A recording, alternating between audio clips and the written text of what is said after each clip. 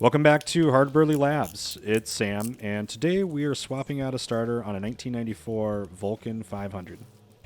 There's two electrical bolts at the top of the engine and two mounting bolts for the starter. I'm going to remove those first. I'm not quite sure what this wire goes to. It was broken. These other two, one is ground wire from the battery, and the other to the starter relay.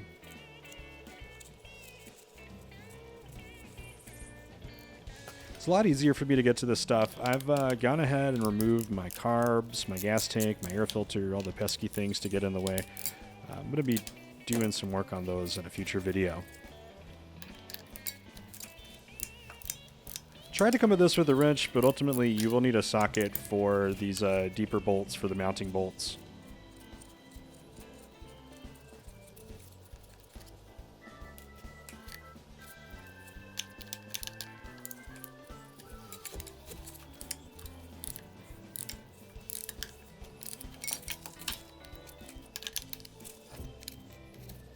After removing these stubborn guys, we're on to the stator cover.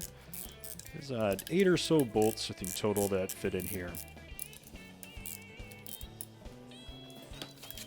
I've gotten a little bit loose with the numbers and try not to lose them, but I went ahead and got some spare parts and a spare engine so I can change them out if I lose one or two. It's not a big deal.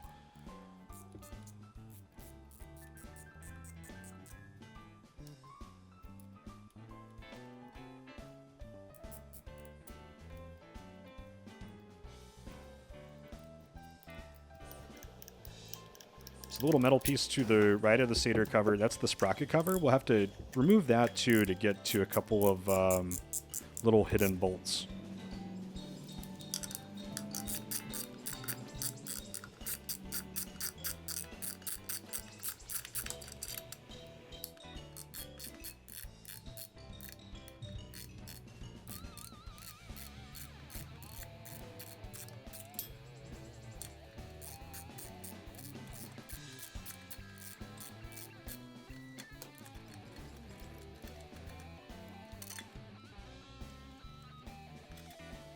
Doesn't look too bad in here. It's a little bit dirty. I've seen much worse. And now I can see these little bolts too.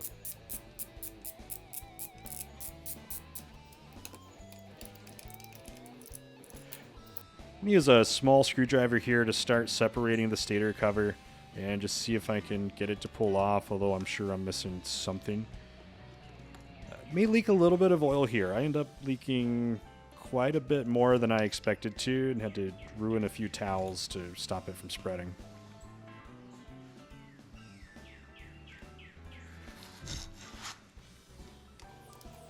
I started with a little screwdriver, but I got afraid to mar the surface or scratch it up too bad, so I went and got a larger one to pry things off and realized this thing leaks a ton of oil, but wasn't going to move anywhere until I removed the foot peg here, which is a 17 millimeter bolt. Comes right off super easy. Get that out of the way, and then the stator cover will slide right off.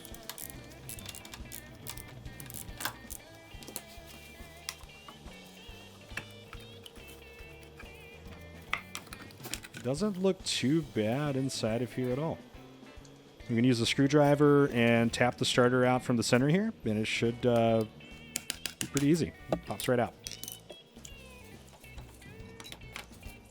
I would like to tear this down, see if I can figure out if or why it failed, but since I've got a spare engine, I'm just going to put the other starter on it. I know the other starter worked last year, and I'll definitely make sure that's the problem.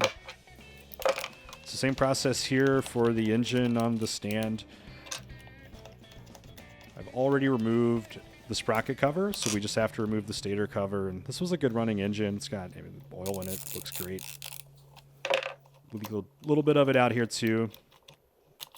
I do recommend anyone who's working on an older bike like this, it's worth looking on Marketplace or online for someone that's selling a bike that's got gummed up carbs or bad fork seals or whatever, because you can get a lot of good, useful parts, and it's a lot cheaper than piecing it out on eBay or buying remanufactured or whatever. This looks super clean also. Just got to go to the top side, take off the mounting bolts, and I'll take off the electrical bolts too.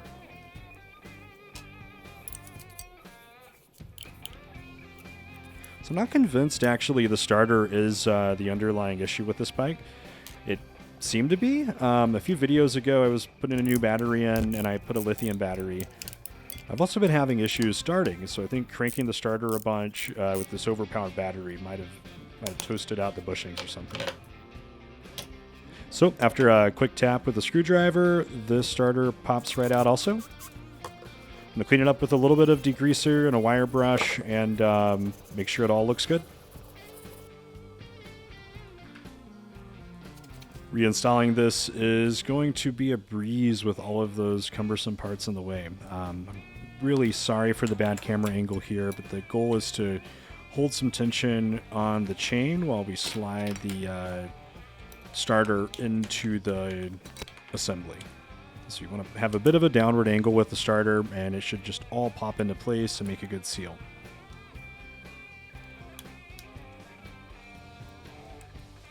Everything seems to move correctly, so now it's time to reinstall the stator cover. This can be a little bit of a challenge. I had some issue getting the shifter aligned correctly, but once you do, it all kind of pops into place and it's magnetic, so it helps it hold.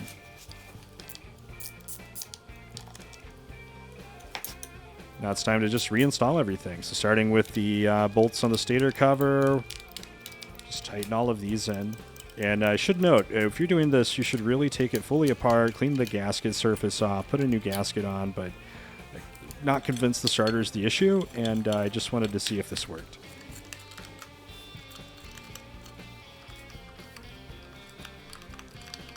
Next, we're going to reinstall the mounting bolts on top here.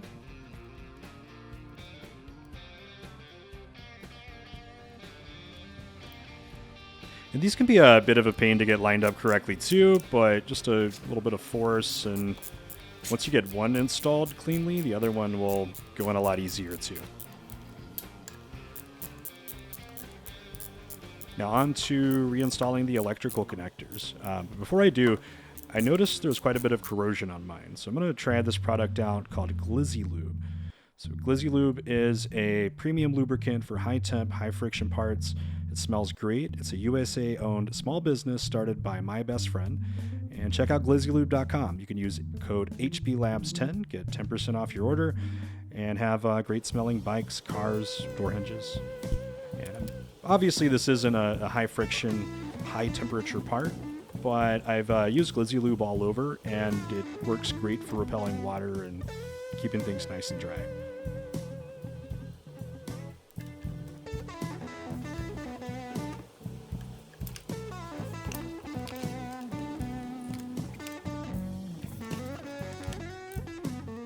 All right, with all these bolts snug down, move on now to reinstalling the battery, reinstalling the carbs, reinstalling the tank, seeing if the starter turns over and if the bike will start.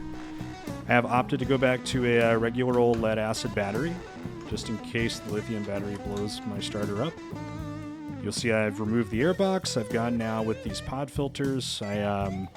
If it turns, I don't expect it to run right. I'll have to do some figuring with the air-fuel mixture.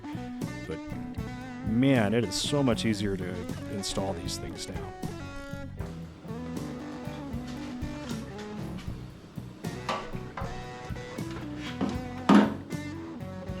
Onto our gas tank.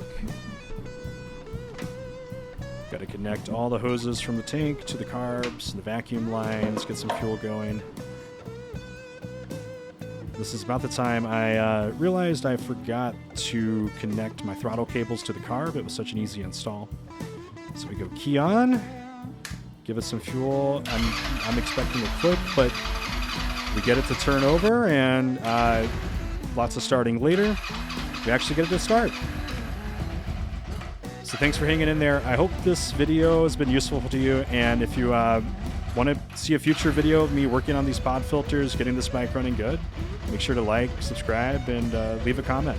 Thanks, and hope to see you again. Bye.